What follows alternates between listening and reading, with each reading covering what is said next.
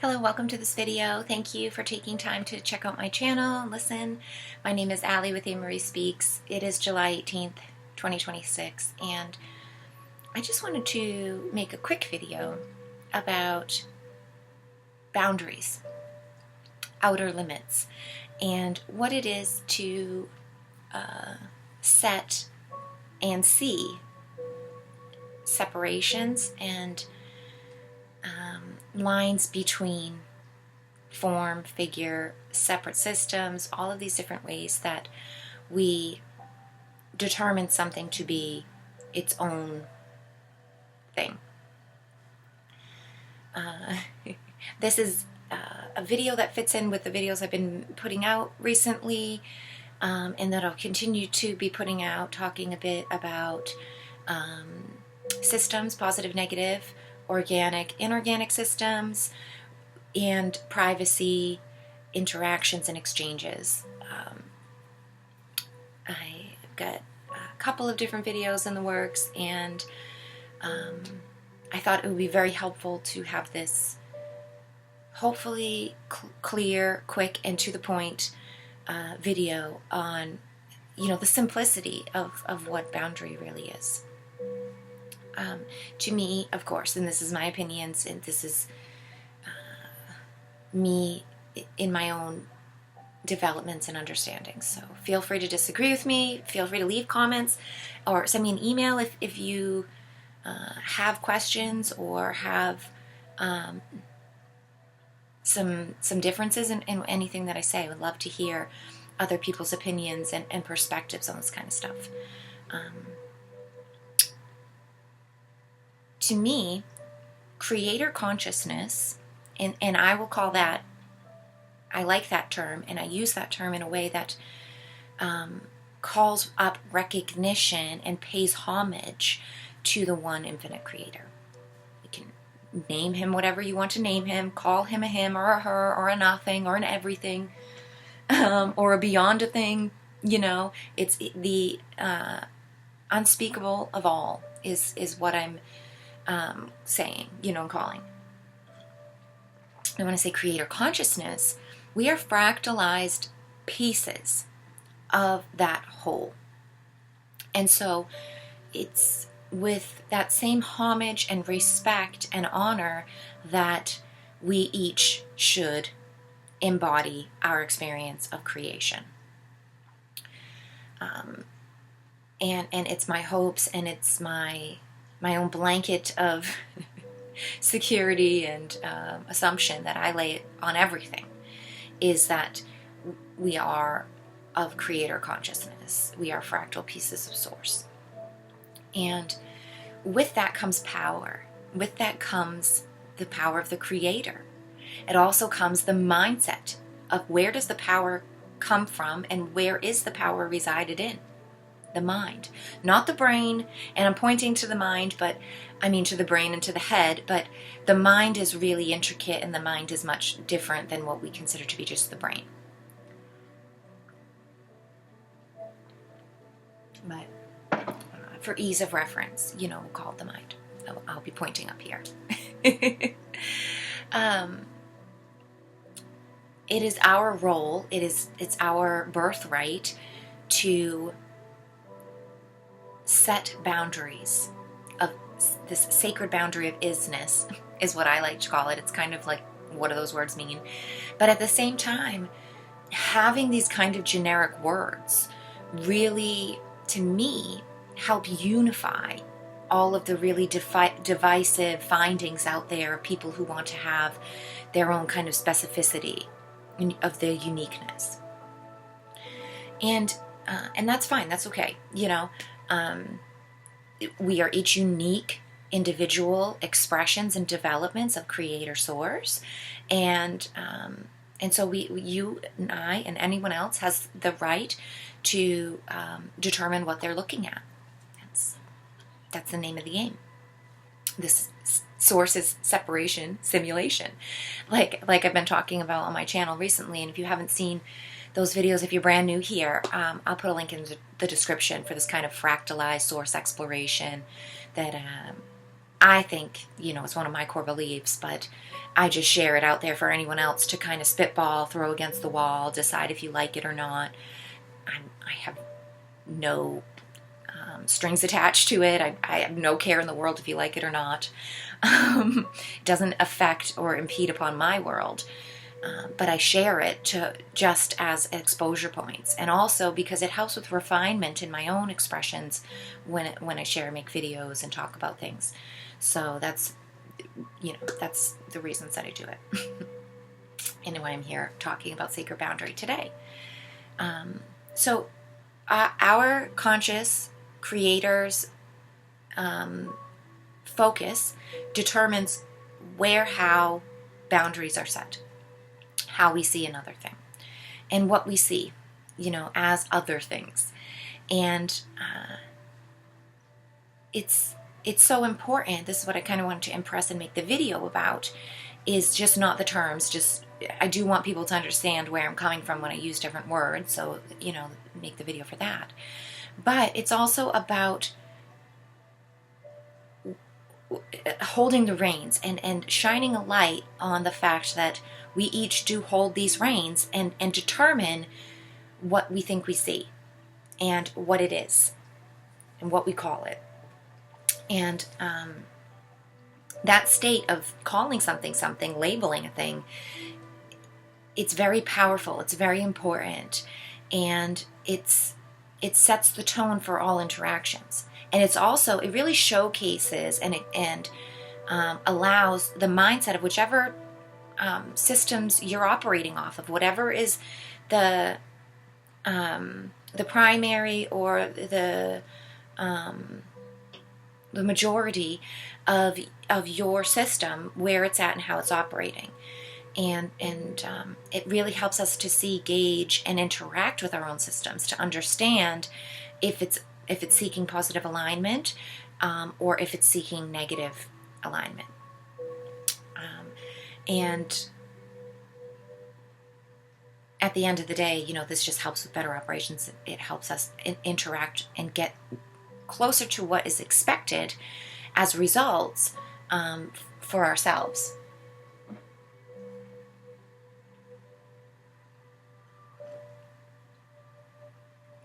So,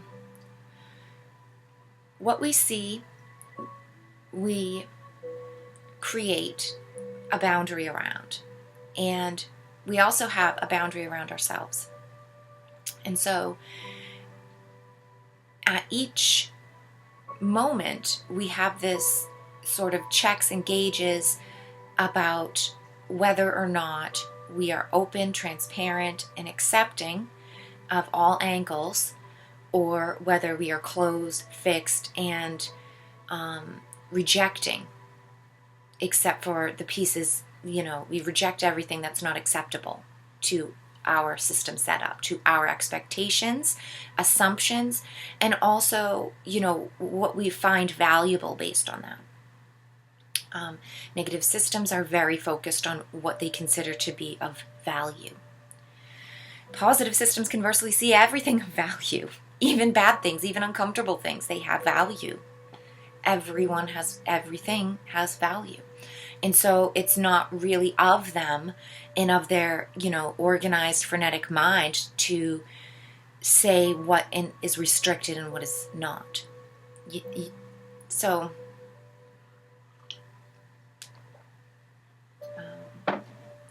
every time that you see a boundary, anytime you see something with a label, to notice your interaction with the thing and to feel for yourself whether, it's restrictive and expected, or whether it's open and accepting, it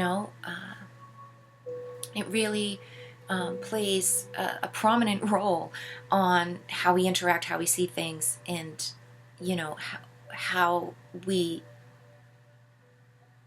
work with our direct world. And, worst case scenarios, of course, is that also this projected third party space, the world around us that we don't ever really interact with, it sets up the strongest assumptions and ideas on that space out there.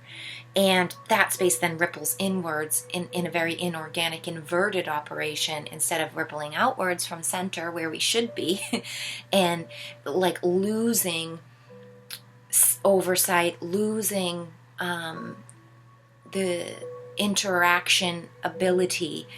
The further away from you get, the more into trust, the more into mystery, the more into source it goes, and you don't need to worry about it because it's held by sources, guidelines, and truths. And so we just worry about what's kind of in front of us and what's in our direct world, and let those other things be with great faith and trust, versus the negative inverted idea, which is like you can't trust or have faith in anything out there until you know what it's all about.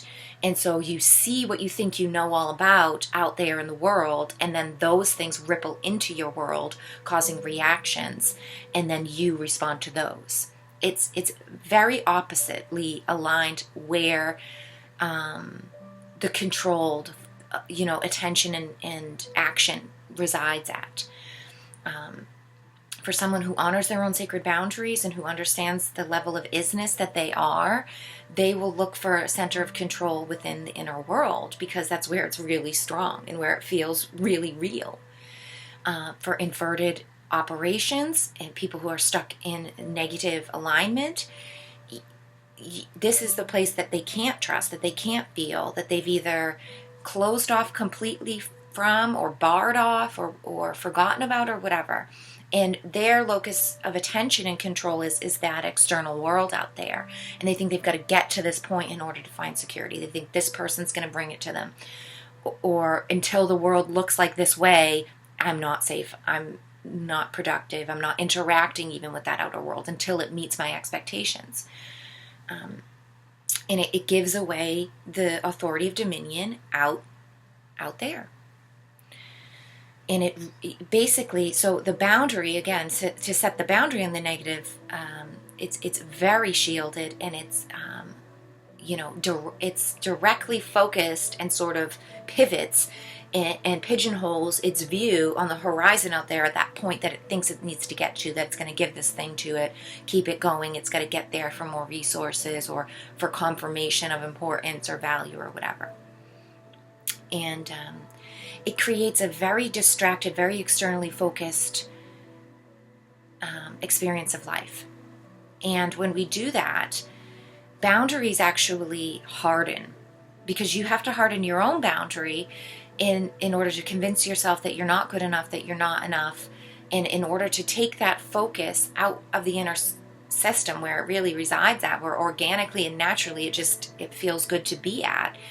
You have to convince yourself that's incorrect, force it out and outside into this incorrect placement and space. And then it's like no wonder that you feel lost or adrift, or you feel unrooted, or you feel not good enough, or you're trying to base everything on a wobbly house of cards out there, when in here you have a firm foundation to build on. But if we don't understand isness of being designated, set and setting of a boundary by great source creator, if we don't accept that, if you don't like that, if you never even heard of that or whatever, it is easy to be distracted. It is easy to get confused and to be forced into this inverted upside down position because everyone else is standing on their heads. And then they're like, you're an idiot. Why are you standing on your feet? Don't you know it's the cool thing to do to be on your head? And peer pressure and all of these weird insecurities, it feels uneasy. And so what do? We conform. But if you have a firm boundary around yourself, then the inner world would be like, no, that's incorrect. I'm going to work in an upright position and find what feels good and right for me.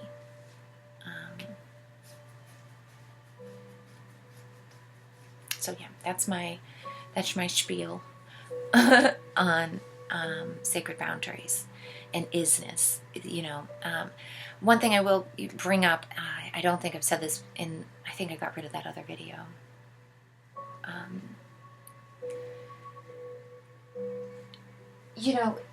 Take it all the way back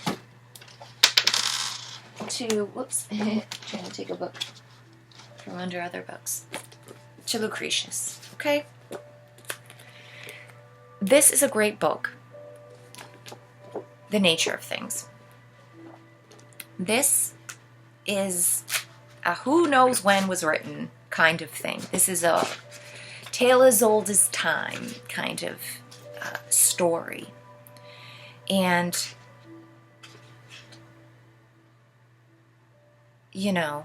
I'll just say from the introduction, right?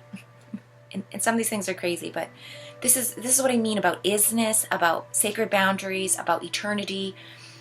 Watching a wonderful video I love right now from Metaverse Music, and it's a background of music, but the picture of it is an exploration of the Mandelbrot set. And if you're unfamiliar with the Mandelbrot set and fractals, I highly encourage you to check it out. Even if you don't like mathematics, even if you don't care about equations or, this sort of more tangible explanations of the world around us, of physicality. Even just the visual of seeing the set and understanding what we're doing with the exploration of it, to me is worth understanding. Because it's never changing, and yet it does change. This is, it seems hypocritical. It seems talking nonsense in circles. But, in fact, it's actually more true, and it's a spiraling circle around a center point of truth. And so every little perspective looks slightly different when you go around the circle, and yet they're all equidistant from that center point. They're all equally true at what they're seeing in front of them at the moment. The moment's changing, but the center point of the spinning is not. We know little about Lucretius. He was probably born in the early 1st century BC, with 99.95 the limits of possibility. The year 55 is usually given for his death. And so Lucretius is the writer of this story. And it's said that Cicero edited his great poem and all this kind of stuff. But this, is his epic poem that he supposedly speaks to his wife as to explain to her the things of nature, the nature of things. And the reason that I brought this book up and when I'm talking about this is that they talk about qualia, this concept of isness, of things just being what they are. And it's so beautiful, and it's ancient. It's so long ago that they knew, and that they didn't just throw it out, that they didn't just say, oh, there's no reason behind this. Like, it's not just monkeys just blah, blah, blah on a typewriter, and then all of a sudden some words were shown out. It's not meaningless expression. It's purposeful design. And he brings up, or whoever wrote it and whatever, they of the whole time, we could even just say, in their whole culture, it was already foundational knowledge of this qualia, of this defining point of being a leaf, of being an ant, of being a bird, or a person, or, a rock or whatever. There was this design setting already at hand that creates a cycle of boundaries, of creation. And they produce what is like them. Right? Bird produces another bird. Tree produces fruit or nuts, leaves, branches even. They all look pretty much the same. Yes, they're unique and different. Every snowflake is different, so don't start getting all your ego specialness triggered. Every snowflake is different.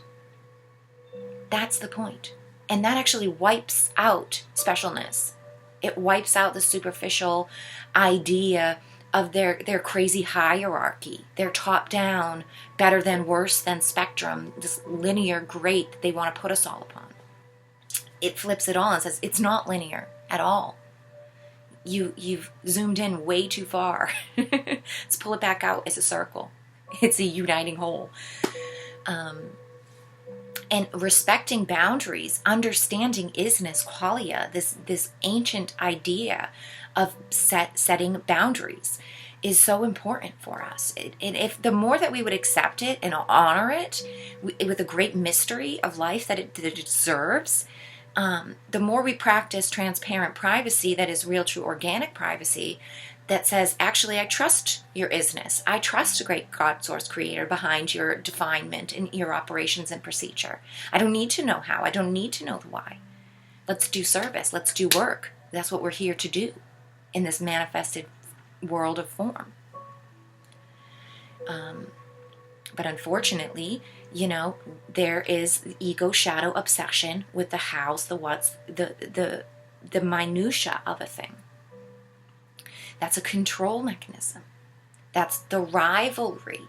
That's the wanting to understand where God's mind was at when he made this thing. And we're the thing. We don't need to know where God's mind was at that point, because we've already been gifted that point of mind by him. He told us where he was at when he made us, by making us. Just like when you make a child, they are where you were. At that moment of conception, your ideas, your energy, all of your conclusions, epiphanies, your wisdom, implanted on that little life. Same thing with the father, or if you're a guy, it's the mother. Both points together, they come together. And it's a unifying, integrating, harmonious, application that imprints that life and isness and sets that boundary, sets that container with the foundation of all the resources, all the knowledge, all the best things that it could build a foundation with. It gives to the creation and says, here's my best foot forward for you. Here's all of my best doing, best energy and love set in you, for you to do what you feel is best to do with it. Because I trust you, because you are of me. But I also respect your boundary. I also respect that you are an entity of your own. Not in a divisive, negatively aligned way that says, what can I get out of you? Oh, another is here, so I can fulfill voids within myself with otherness. It's not at that capacity at all. It's actually I have no voids. I am full of everything, and I just like to witness what you do with your fullness of everything.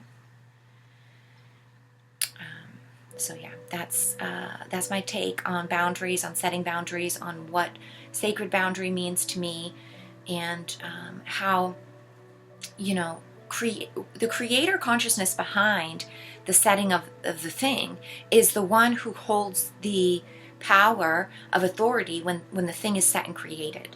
And so when we create from abundant positivity, from open love, and in this positive productivity, like I like to call it, organic setting, we set that thing free as we give birth to it. We don't enslave it, we don't entangle it, we don't tell it what it has to be or do. Like I just said, we give it our fullness, we know that it's full itself, and we let it explore its potentialities of manyness. We set it free to freely do whatever it feels called to do, knowing that what it's called from is a direct source to God, source creator. It's not a calling back to me. We're all fractal sources of creator. The main radio station is God. It doesn't matter what channels it's gone through. It's still promoting voice of God. It's still listening to source creator's code. And that, again, privacy, transparency, organic interaction says, I don't have to know what you're doing at all times. I don't have to go and peek inside your operations, because I trust and know full faith that you're going to do what you're right to do, what you're called to do, that you're listening to God Source Creator in your own radio station over there, and it's good. I trust it. I acknowledge it. What else can you do? Well, I mean, you can do lots of other things, because the negative agenda is full of the 99 other ways that you could attempt to try to control, impede, infringe on all other creation out there. But the one way to do it right is the one way, and it's clear cut, simple, and obvious. It's really not easy. It requires discernment, strength, perseverance, temperance, patience. These things are hard to cultivate. These things are difficult to express, especially in the world that we're situated within. You know, especially when all odds are against you, when everybody's upside down in their head.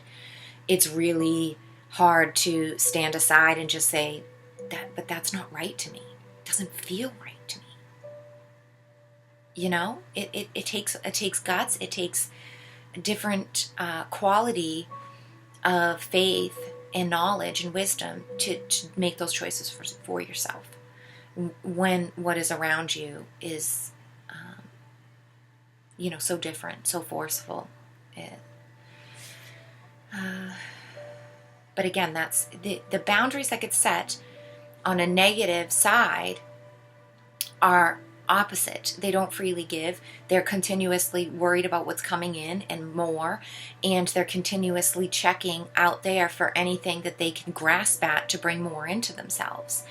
They see boundaries, as this gate, as guarded by a soldier, doors and windows, and through which only expected operations and resources are allowed to come through.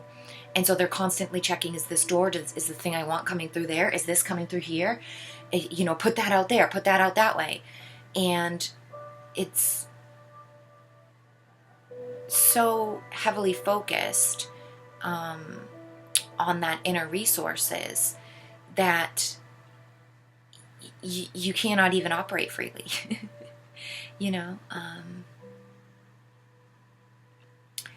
And this is another reason why negative systems and stuck in alignments like that will seek to just put these really strict boundaries around everything and not have trust and not have faith out there, and think that their assumptions of that what they see with their eyes is what there is to be seen. And this leads them to dig their feet in further and to cement boundaries even stronger, and to really try to force others to fit into their boundary that they put around them. And then to go make sure nobody else is moving the boundaries they set around them. So yeah, that's my talk on privacy and boundaries, sacred boundary. Thank you for listening, and I'll see you next time.